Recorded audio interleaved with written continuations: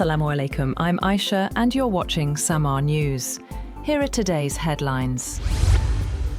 US President Donald Trump says he paused a planned military strike on Iran after Tehran sent a new peace proposal to Washington, adding there is now a very good chance of reaching a nuclear agreement. He claims the decision followed signals from Iran showing renewed willingness to negotiate, while also warning the US military to remain prepared for a large-scale assault if talks fail. Details of any planned strike were not independently confirmed. Iranian officials said their position was conveyed to the United States through Pakistan, which is reportedly playing a key mediating role in back-channel diplomacy.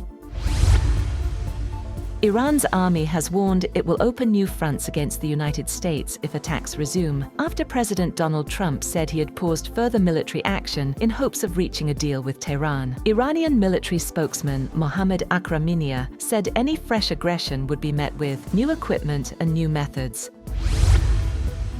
Pakistan has shared with the US a revised proposal from Iran to end the conflict in the Middle East, as peace talks appear to remain stalled. A Pakistani source told Reuters that they don't have much time when asked if it would take time to close gaps, adding that both countries keep changing their goalposts. Separately, Iranian Foreign Ministry spokesman Esmail Baqaei has said that Tehran holds no hostility towards neighbouring countries and that negotiations with the United States were continuing through Pakistani mediation. During a weekly news briefing, Baqaei has said that the United States and Israel posed a threat to the region and that regional countries, particularly the United Arab Emirates, should learn lessons from recent developments. He also said that Iran maintained cordial relations with countries across the region.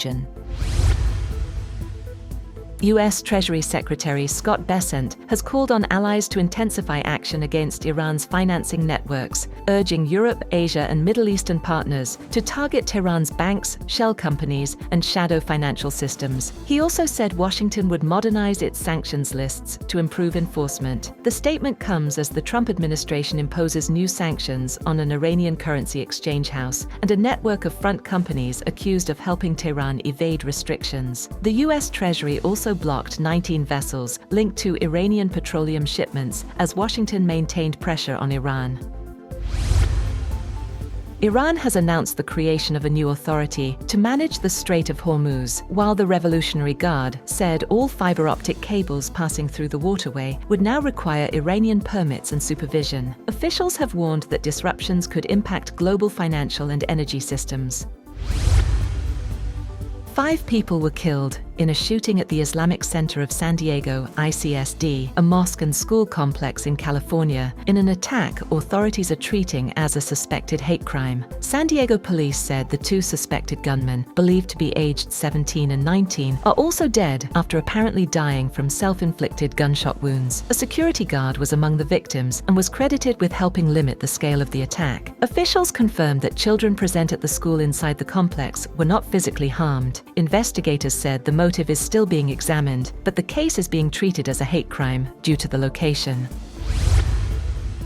NATO's top commander Alexis Grinkowicz has said that a planned US troop reduction in Europe will not weaken the alliance's defense plans. Speaking in Brussels, he said European allies and Canada are taking greater responsibility for regional security, while Washington adjusts its military presence over the coming years.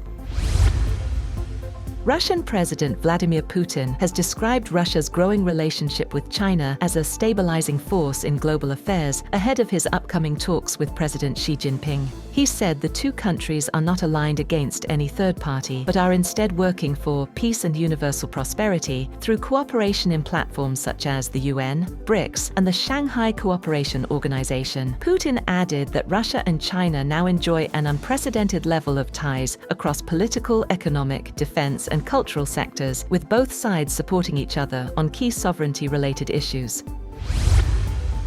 Cuban President Miguel Diaz-Canel has warned that any US military action against Cuba would lead to a bloodbath amid rising tensions over reports that Havana may have acquired military drones. He said Cuba does not pose a threat to any country and insisted it has no aggressive intentions, but added that it would defend itself under international law if attacked. The warning follows a report alleging Cuba has obtained more than 300 drones potentially capable of targeting US-linked sites, including the Guantanamo Bay base and locations locations in Florida. Field Marshal Syed Asim Munir says Pakistan's national progress cannot be derailed by propaganda, misinformation, or foreign-sponsored terrorism, reaffirming the armed forces' commitment to eliminating militancy.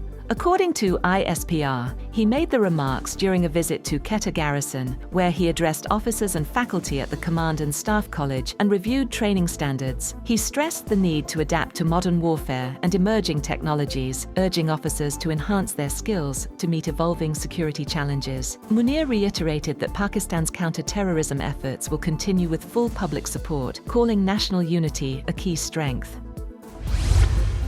That's all for now. For more updates, visit www.samaa.tv. Thank you for watching Samaa News.